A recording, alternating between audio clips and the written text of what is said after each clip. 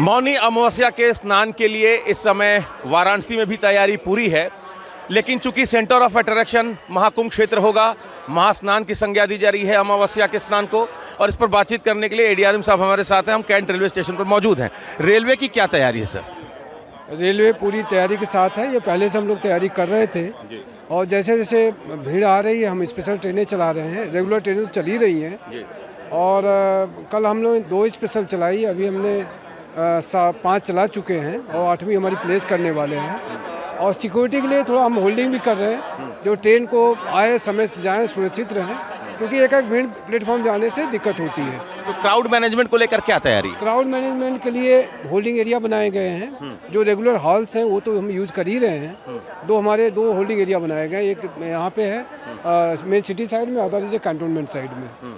तो हम उसमें पैसेंजर सब सुविधाएं अवेलेबल हैं। इनको इंक्वायरी है, मेडिकल है, सब सुविधाएं वहाँ पे अवेलेबल। टॉयलेट्स हैं, वाटर पानी पीने वगैरह व्यवस्था सब कुछ है। तो वहाँ पे होल्ड करते हैं, क्योंकि ट्रेन जो है जैसे चलाने को समय लगेगा तो वहाँ वेट कर सकते हैं पब्लिक को। और हम एक कंटिन्यूस पूरी टीम के साथ वॉच कर रहे हैं और जैसी होगी हम ट्रेन चलाते रहना। साथ में हमने बेस्ट मेडिकल सुविधाएं देखी आपके सामने ये मेडिकल सुविधाएं जो हैं जी, मेडिकल रूम भी आपको दिया गया है।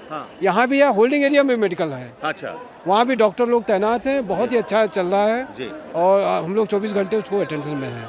पलट प्रवाह का बड़ा जबरदस्त असर है इस समय बनारस में सर, है ना? कल 11 लाख लोगों ने बाबा विश्वनाथ के दर्शन किए, तो 15 से 17 लाख लोग बनारस में मौजूद हैं। आज, कल और परसों 3 दिन रहेंगे। उसको लेकर क्या व्यवस्था है? चूँकि जो भी आएगा ज़्यादातर लोग बनारस कैंट रेलवे स्टेशन पर ही उतर रहे हैं। जी, नहीं, हमारा प्रयास है, क्योंकि जो बनारसी टाउन है, बनारसी शहर जो है, यहाँ कई स्टेशनों से गौन होता है। ठीक है, प्राइम कैंट बनारसी जंक्शन जो स्टेशन जहाँ हम लोग खड़े हैं विशेष स्टेशन है, लेकिन साथ में जो प्रयाग की तरफ एक हमारा BSB है, जिसको मरवाड़ी कहते थे। तो हम पब्लिक से आह्वान भी करेंगे, वहाँ भी जाएँ, वहाँ भी ट्रेनों का फ़ायदा उठाएँ। वो उतनी क्राउड नहीं हो रही है, उसका भी जाकर फ़ायदा उठाएं। वहाँ भी चल रही ट्रेनें और यहाँ पे हम भी चला रहे हैं। तो सब दोनों मिल करके एज ए टीम भावना के साथ में हम लोग इसको सफलता करेंगे। आपका शुभ नाम सर? हाँ, लालजी चौधरी जी। तो एडीआरएम साहब ने बताया 1 दर्जन ट्रेनें चल रही हैं वाराणसी कैंट और बनारस रेलवे स्टेशन से। सामने मेडिकल फैसिलिटी भी रेलवे की तरफ से दी गई है। अगर किसी की तबीयत खराब होती है तो यहाँ आकर वो चिकित्सकीय सुविधा उठा सकते हैं।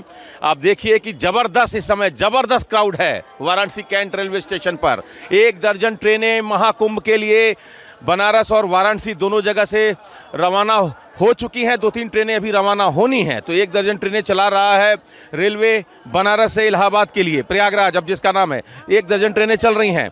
तो लगातार जो लोगों की भीड़ है वो बढ़ते जा रही है।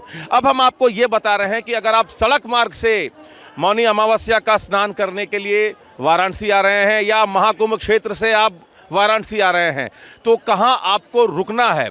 अगर आप प्रयागराज से वाराणसी बाई रोड आ रहे हैं तो आपको रोहनिया में, जगतगंज में आपको पार्किंग की सुविधा मिलेगी। वहाँ गाड़ियाँ रोक दी जा रही हैं, वहाँ से फिर आपको पैदल ही आना पड़ेगा। अगर आप गैर जनपद आजमगढ़ गाज़ीपुर से आ रहे हैं तो आपको हरहुआ में ही रोक दिया जा रहा है।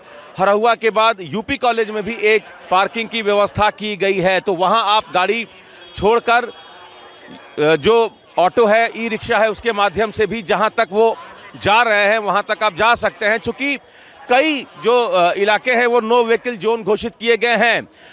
गोदौलिया से मैदागिन पूरी तरीके से प्रतिबंधित है। कोई भी गाड़ी, चाहे वो 2 पहिया हो, 4 पहिया हो, वहाँ से नहीं जाएगी। तो पैदल ही आपको जाना पड़ेगा। भीड़ इतनी ज़्यादा हो गई है कि कल देर रात स्थिति ये हो गई कि गोदौलिया चौराहे से दशाश्वमेध घाट तक के लिए पैदल जो लोग जा रहे थे उस पर भी रोक लगा दी गई थी। तो भीड़ बहुत ज़्यादा है। बनारस आ रहे हैं तो 2-3 बातों का ख्याल रखें। जहां पार्किंग एरिया बनाए गए वहां आप अपनी गाड़ी छोड़िए। सामान की सुरक्षा आपको स्वयं करनी होगी, एक दूसरे का हाथ पकड़कर। यहाँ वैसे तो 84 घाट हैं, लेकिन सभी घाटों पर बहुत ख्याल रखने के साथ, ध्यान रखने के साथ आप स्नान करें। स्नान के लिए बाकायदे एरिया बनाया हुआ है जल पुलिस की तरफ से, NDRF की तरफ से। उस एरिया का वायलेशन न करें। जहां स्नान करने लायक जो एरिया है वहीं पर स्नान करें। कोई भी अजनबी हो उसके बहकावे में बिल्कुल नहीं आए। अगर कोई दिक्कत है तो आप पुलिस के लोगों से मदद ले सकते हैं। टोल फ्री नंबर आपको बाकायदे शहर के अलग अलग जगहों पर लिखे हुए मिल जाएंगे। ई रिक्शा ऑटो का किराया क्या होगा आपको जगह जगह लिखा हुआ मिल जाएगा। तबीयत खराब होती है तो कैंट रेलवे स्टेशन पर भी आप देखिए ये व्यवस्था आपको दिखाई दे रही होगी। तो प्रशासन ने अपनी तरफ से पूरी व्यवस्था की है। चूंकि अब कुछ ही घंटों में मौनी अमावस्या का स्नान शुरू होगा और काशी में भी बड़ी संख्या में श्रद्धालु स्नान करने के लिए पहुंचते हैं। चूंकि मैंने पहले भी आपको बताया कि 11 लाख लोगों ने दर्शन किए बाबा विश्वनाथ के सोमवार को, और स्थिति ये हुई कि देर रात तक 1 बजे तक बाबा का दरबार खोलना पड़ा प्रशासन को। ऐसा कभी हुआ नहीं था। और 1.5 घंटे के बाद फिर से 2:30 बजे से मंगला आरती शुरू हुई और फिर जो दर्शन पूजन का सिलसिला है वो इस समय चल रहा है।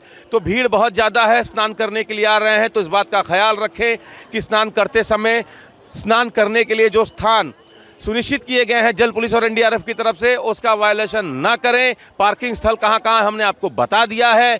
कोशिश यही करिए कि आस्था की डुबकी के साथ अपनी और अपने परिवार के लोगों की सुरक्षा भी सुनिश्चित कर लें। Amit Singh, TV9 UP, Varanasi.